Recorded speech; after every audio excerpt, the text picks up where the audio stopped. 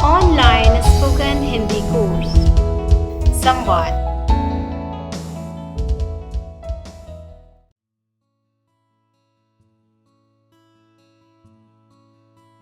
रविंद्रनाथ टैगोर।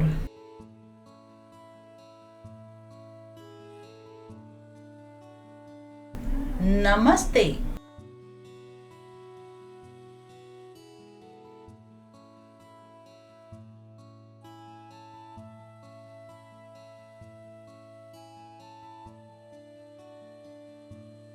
रविंद्रनाथ टैगोर भारतीय साहित्य की महान विभूतियों में गुरुदेव की उपाधि से विभूषित रविंद्रनाथ टैगोर का नाम अविस्मरणीय है।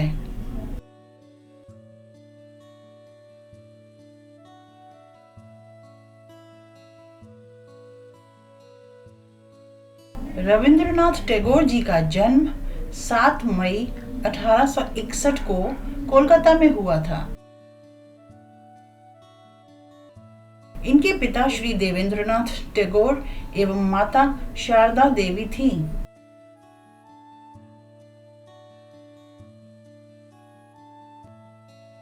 इनको घर में सभी रवि कहकर पुकारते थे।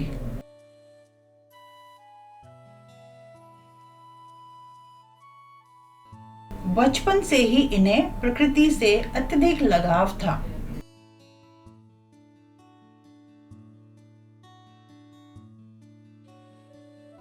सुबह उठते ही वे बगीचे की ओर दौड़ पड़ते और ओस के कणों से गीली हरी घास को स्पर्श करते। फूलों की महक उनका मन मोह लेती।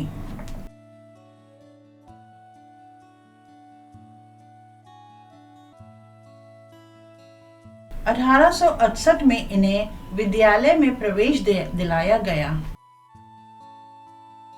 उन्हें वहां का परिवेश अच्छा नहीं लगा। विद्यालय उन्हें कारागार जैसे लगता, क्योंकि वहां घर की तरह स्वच्छंद प्राकृतिक वातावरण का अभाव था।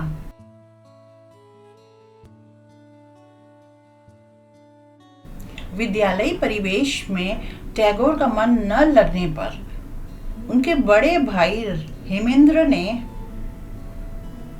उन्हें पढ़ाने का दायित्व स्वयं ले लिया।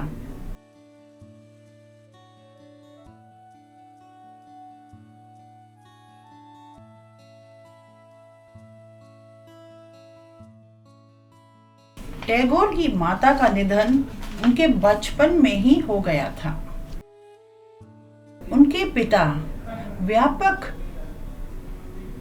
रूप से यात्रा करने वाले व्यक्ति थे, अतः उनका लालन पालन अधिकांशतः नौकरों द्वारा ही किया गया था।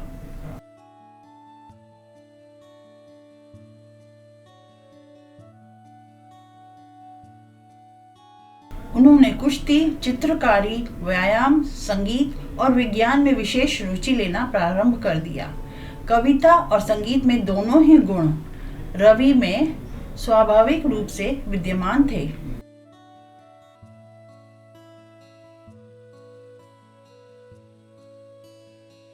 सत्रह वर्ष की उम्र में रविंद्र को उच्च शिक्षा प्राप्त करने के लिए इंग्लैंड भेज दिया गया।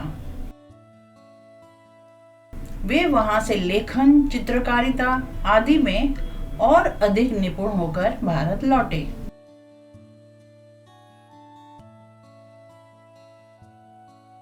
भारत लौटने पर रविंद्रनाथ का विवाह मृणालिनी देवी से हुआ। विवाह उपरांत वे कोलकाता से अपने गांव चले गए, क्योंकि वे सदा से प्रकृति के बीच रहना पसंद करते थे।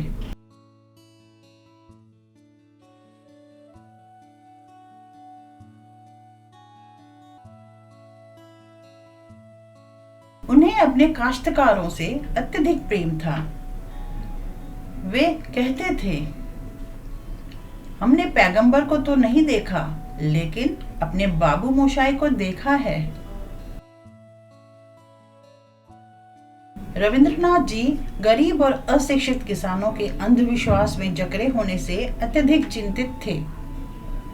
उनकी अशिक्षा दूर करने के लिए उन्होंने एक विद्यालय खोलने का निश्चय किया।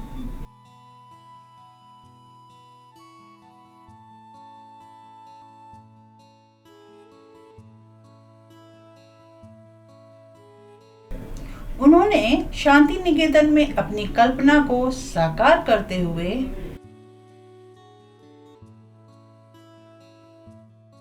एक विद्यालय खोला जो चारदीवारी से घिरा नहीं था। यहाँ कक्षाएं प्राकृतिक वातावरण में वृक्षों के नीचे लगती थी।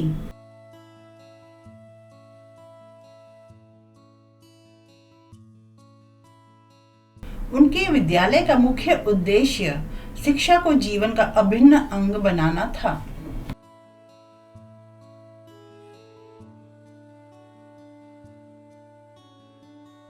शांति निकेतन बाद में विश्व भारती विश्वविद्यालय के नाम से विख्यात हुआ।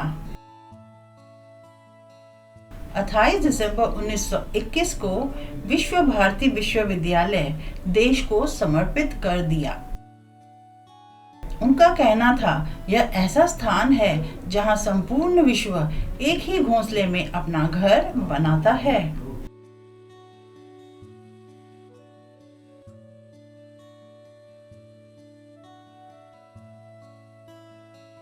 रविंद्रनाथ टैगोर की रचनात्मक प्रतिभा बहुमुखी थी। उन्होंने पहली कविता 8 वर्ष की आयु में लिखी थी।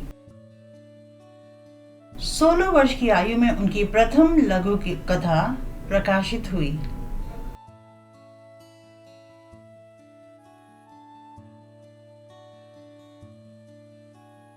टैगोर ने अपने जीवन काल में कई उपन्यास, निबंध, लघु कथाएं, यात्रा वृत्त, नाटक और सहस्त्रों गाने लिखे हैं।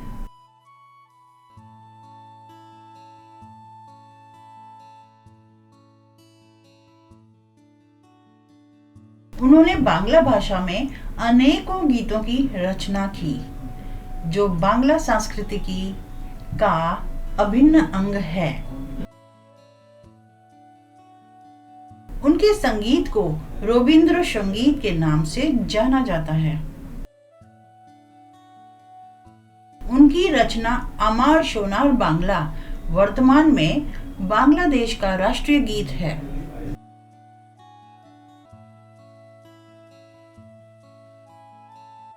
हमारे देश का राष्ट्रगान जन गण मन भी उन्हीं की रचना है।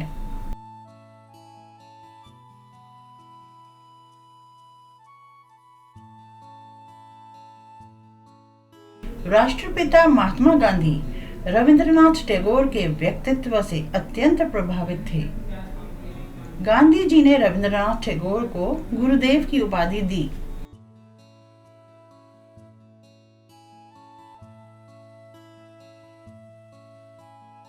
1915 में अंग्रेजों द्वारा उन्हें सर की उपाधि दी गई।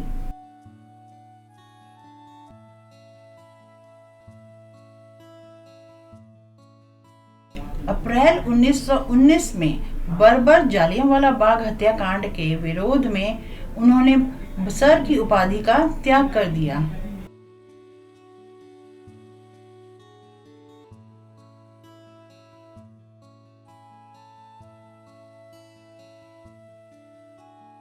उन्नीस 1913 में उनकी काव्य रचना गीतांजलि के लिए साहित्य का नोबेल पुरस्कार दिया गया। नोबेल पुरस्कार से सम्मानित होने वाले वे पहले एशियाई व भारतीय थे।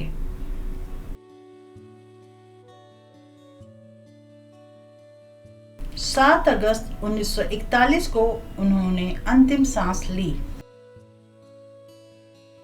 कठिन शब्द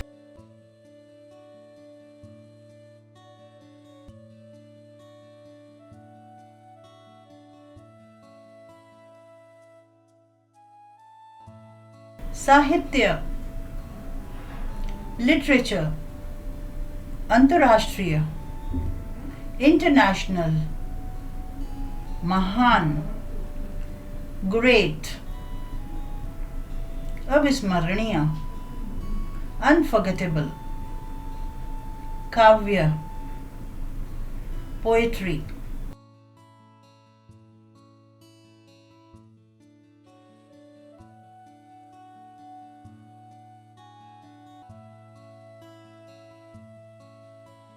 संस्कृति, कल्चर, विवाह, मैरिज, पुरस्कार, अवार्ड, उपलब्धि, अचीवमेंट।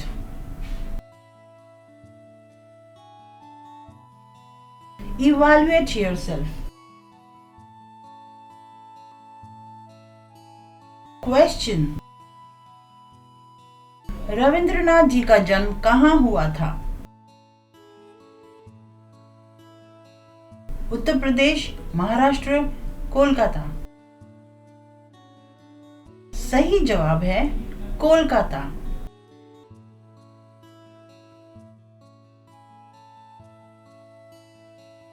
गीतांजलि किसकी रचना है? रविंद्रनाथ टैगोर, मुंशी प्रेमचंद, महात्मा गांधी।